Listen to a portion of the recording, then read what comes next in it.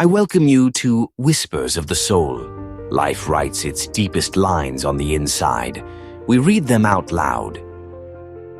There's a loneliness that happens when you're alone.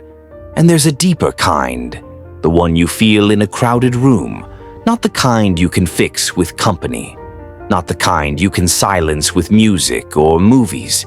This is the kind that whispers in your ear. You're unseen. You're unheard. You don't belong.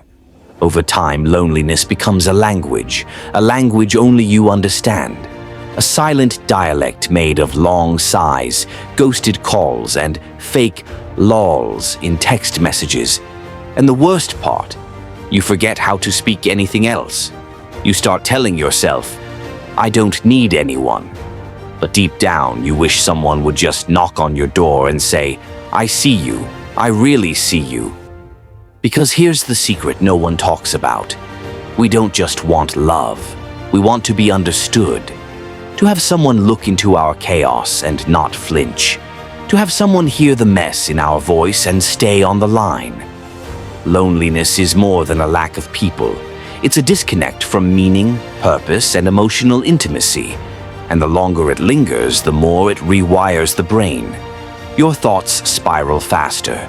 Your fears echo louder, and your confidence slowly dissolves. That's why it's not enough to just be around people. You need real connection, the kind that doesn't require a filter, the kind that feels like home. Start small. Open up to one person.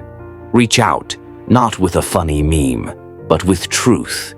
Speak, even if your voice trembles. Because every time you speak the language of loneliness, you're inviting someone else to answer back. And maybe, just maybe, they've been waiting for someone to speak it first. There's always a moment, maybe not loud or dramatic, but a moment when something inside you whispers, I can't live like this anymore. That moment is not weakness, it's awakening. You don't scream. You don't cry out, you decide. It's not about becoming perfect overnight. It's about choosing, just once, not to give in. It's about opening the window of that silent room, even if the air outside burns your lungs.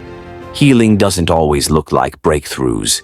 Sometimes it looks like drinking water when your soul feels dry, going for a walk when your chest feels tight, saying no to the voice that says, you're not enough.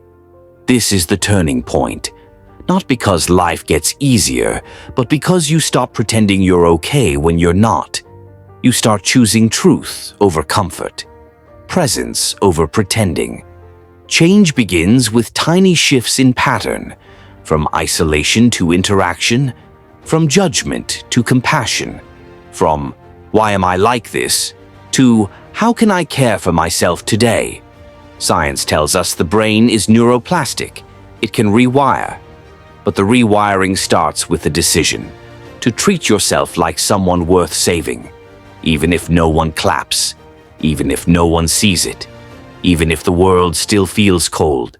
You rise because you're tired of drowning silently. This is not the end. It's the beginning of a new way of seeing yourself, of letting go of shame, of choosing life. Even with scars, you're not broken, friend. You're becoming.